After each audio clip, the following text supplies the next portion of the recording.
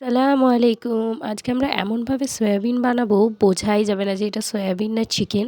তো কোনো রকম কথা না বাড়িয়েই শুরু করে দিচ্ছি ভিডিওটা। চটজলদি দেখাবো কিভাবে বানিয়েছি। প্রথমেই নিয়ে নিয়েছি হাঁড়ির মধ্যে একটু পানি, তার মধ্যে দিয়ে দিয়েছি সয়াবিন আর নুন। তো ওটা একটু ফুটে উঠুক, ততক্ষণে আমি কড়াইয়ে তেল দিয়ে তাতে এরকম ছোটো ছোটো কিউব করে কাটা আলু দিয়ে তাতে নুন এবং হলুদ দিয়ে দিয়েছি পরিমাণ মতো, দিয়ে আলুটাকে একটু ভেজে তুলে নেব। এবার আলুগুলোকে ভেজে তুলে নিচ্ছি। তারপর ওই তেলের মধ্যেই পানি নিচড়ে রাখা সেই সেদ্ধ করা সয়াবিনগুলো দিয়ে দিলাম। তাতে দিয়ে দিচ্ছি নুন এবং হলুদ পরিমাণ মতো, দিয়ে সয়াবিনগুলোকে হালকা করে ভেজে নেব। দেখুন এইরকম এতটা মতো ভেজে এবার সয়াবিনগুলোকেও আমি তুলে নিচ্ছি। তারপর ওই কড়াইয়ের মধ্যেই আবার দিয়ে দিচ্ছি আমি সরষের তেল এবং দিয়ে দিচ্ছি কিছু গোটা গরম মশলা। গরম মশলার মধ্যে আছে এলাচ, দারুচিনি, তেজপাতা।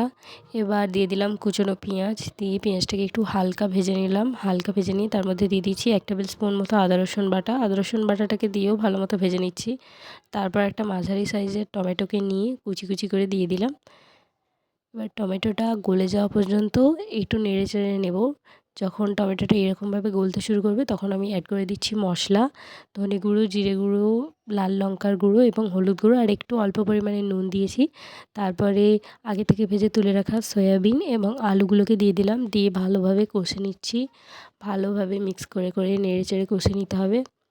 ভালোভাবে সময় নিয়ে মশলাটার সাথে সয়াবিন এবং আলুগুলোকে কষতে হবে। ভালোভাবে কষা হয়ে গেলে এবার আমি দিয়ে দিচ্ছি 1/2 কাপ মতো পানি। পানিটা দিয়ে তারপর ওপর থেকে ফালি করে কেটে রাখা কাঁচা লঙ্কা দিয়ে দিলাম, দিয়ে এবার ঢাকা দিয়ে দেবো। যতটা ঝোল আপনারা রাখতে চাইছেন সেরকম রাখবেন। এবার আমি গ্যাসটাকে বন্ধ করে দিয়েছি, ওপর থেকে একটু গরম মশলা গুঁড়ো ছড়িয়ে দিয়েছি। 10 মিনিট ঢাকা দিয়ে রাখবো, তারপরেই সার্ভ করে নিলেই রেডি আমাদের টেস্টি সয়াবিন। আশা করছি ভিডিওটা আপনাদের খুবই ভালো লাগবে। ভালো লাগলে লাইক, শেয়ার, সাবস্ক্রাইব করবেন এবং কমেন্ট করবেন। দেখা হবে পরের ভিডিওতে। আল্লাহ হাফিজ।